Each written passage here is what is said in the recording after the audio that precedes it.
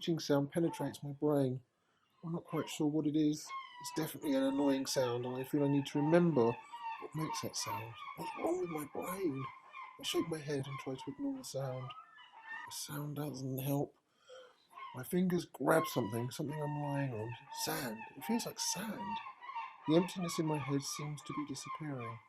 My eyelids feel heavy. I want to see where I am. What did I get myself into? I smell a familiar odour. The salty air of the beach. Damn it, I'm on the beach, and that annoying sound comes from the ever-shrieking seagulls. The muscles of my eyelids feel tight as I try to open my eyes. I can see small slits.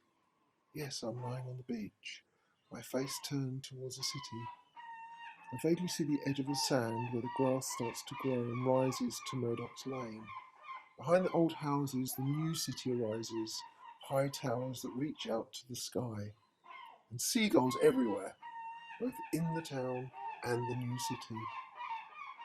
As if those beasts had decided that they will continue to honour my name in the city anyway. Golspie, meaning seagull in the old language. My city. As I open my eyes and scramble around, it feels like someone has opened a lock in my brain. My memories wash into my consciousness like a tidal wave. I know who I am again. Jack McNichol, scientific guinea pig. No, that's not fair. A scientific staff member of the Golspie International Institute for Brain Development, established from a small branch of the Alzheimer's Scotland Company.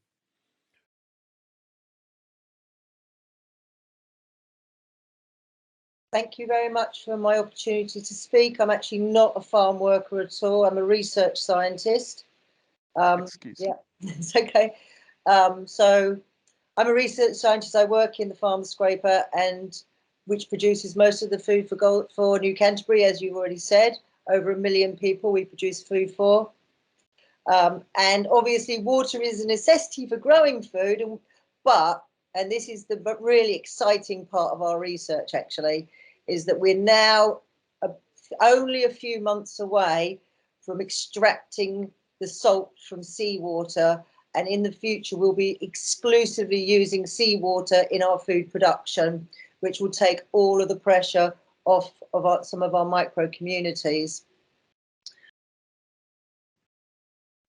Well, first of all, I think every community, every unique community should vote itself, because like we're a bit of a smaller community than where Leslie comes from, and we're very much against like BMOs, like biogenetically mutated organisms. We don't want that. We just want our vegetables just from the ground where we live. And that is just broken now. And I believe the farm scrapers do have an ethical responsibility for this problem, and it cannot be solved by giving them or their products to us. It's not our community.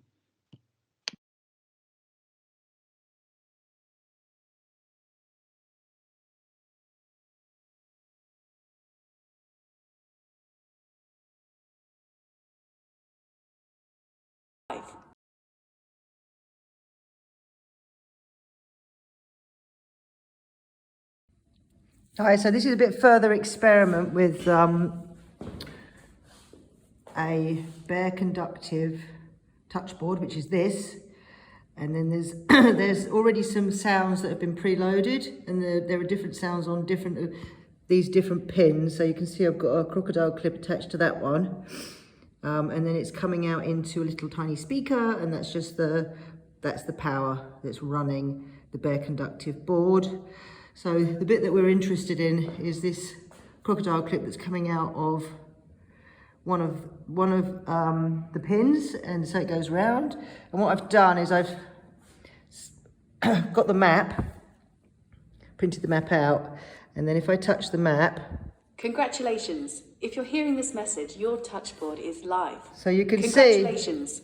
See. Sorry, it keeps looping. So you can see that when I touch the map, it plays a sound. Now that could be anything, could be a sound, could be trigger a film, an animation, something like that. So let's just see how we did it. So if I pick the piece of paper up, you can see underneath I've just got a bit of Play-Doh.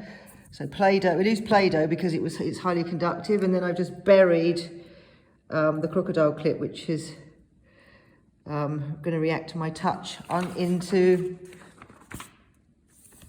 the Play-Doh, and then so I put the mat back on, and then I'm going to quickly turn on the bare conductive again.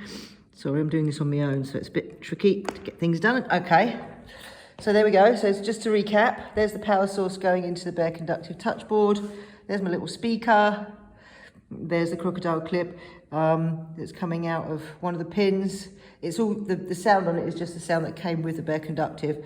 Anyway, so there we go. So let's see if it works again. So I'm just going to touch where I put the Play-Doh. Congratulations. Yay, if you're hearing it this works. message, your touchboard is live. I guess you could choose to do like a huge section or like... Action. Hey.